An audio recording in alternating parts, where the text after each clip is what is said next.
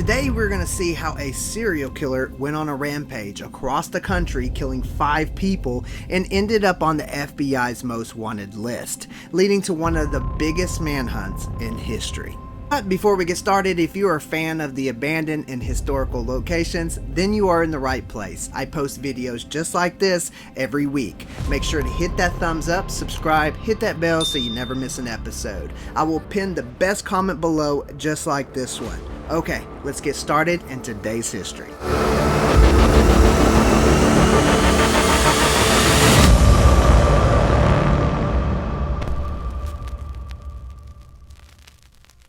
This ginormous Mediterranean Revival style mansion was built in Miami, Florida in 1930 by architect Ronan Wolf. The home was built for Alden Freeman, who died 7 years later in 1937.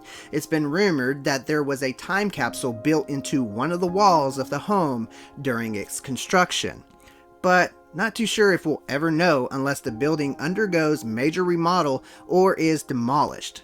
The 23,000 square foot 3-story mansion has 10 bedrooms, 11 bathrooms, and a 54-foot mosaic pool that's lined with 24-karat gold, and is worth $41.5 million today. Okay, before we finish the tour and history of the mansion, let's dive into the dark and unexpected events that surrounds this place. Andrew was a 27-year-old man who made a lot of money by befriending older men who were very wealthy, and they would take care of all of his needs, such as supplying him with very expensive clothing, trips around the world. Oh yeah, don't forget about the limitless credit cards and luxurious cars that he would get in his relationships with these men. Andrew had a very outgoing personality and was very good at talking his way around and getting pretty much anything he wanted. He would become well known in the gay community. Even his own mother would go on to describe him as a high-class male prostitute, but his friends would claim he never charged the men that he was with. Andrew's rich and wealthy lifestyle came to an abrupt end when his lover dumped him, as Andrew's friends would later describe that this breakup was a complete devastation to him, and it's like he became a completely different person. Andrew lost control and headed down a path to no return. Driven with anger, Andrew would go on a killing spree, traveling across the country to commit multiple murders. Now, before I continue, I want to warn you that these events that are leading up to this mansion are very graphic and may be very upsetting to some viewers. And with that being said, viewer discretion is advised. On Sunday, April 27th, 1997, 28-year-old Jeffrey Trail's mutilated body was found in David Matson's apartment, beaten to death with a claw hammer, and was found rolled up in a rug. Now, David Matson was a 33-year-old ex-lover of Andrew's and at the time lived in Minnesota.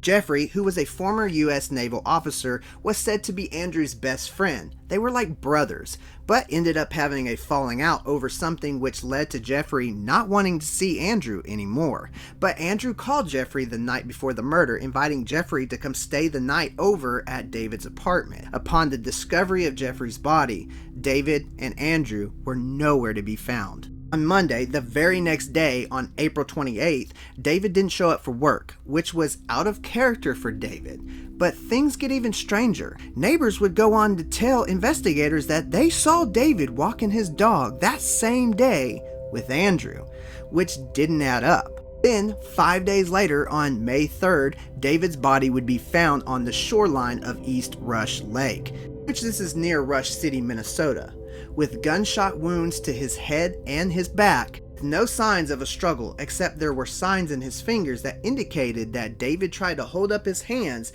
to deflect being shot. Andrew would make his way east to Chicago, Illinois. The very next day, on May 4th, he would take the life of his third victim, 72-year-old real estate tycoon Lee Miglin. It seemed like Andrew would talk his way into Lee's home, where they would talk and then there would be a short little struggle in the kitchen. And Andrew would take Lee into the garage, tie him up with duct tape, then grabbed a screwdriver that was on the workbench there in the garage and would proceed to stab him over 20 times. Then, after that, Andrew would grab and take the hacksaw that was hanging up on the wall and cut his throat open, which this would lead to Lee's death. Then, after Andrew killing Lee, he would steal his green Lexus and would head east to New Jersey. Lee's body was found by his wife later that day when he failed to pick her up from the airport. The Miglin family denied ever knowing who Andrew was. But again, this didn't add up. Was this a random killing? Let me know what you think in the comments below. This third death would list Andrew 449th fugitive on the FBI's most wanted list. Andrew would arrive to the cemetery in Pennsville, New Jersey in the green Lexus that he had stolen from Lee's house in Chicago. He would approach a man by the name of William Reese, who was a 45-year-old caretaker at the Finns Point National Cemetery. Upon walking up to William, Andrew would pull out his gun and shoot William in the head, killing him instantly. Then Andrew would reach down in William's pocket and grab his keys, which would lead him to a red pickup truck that was in the parking lot.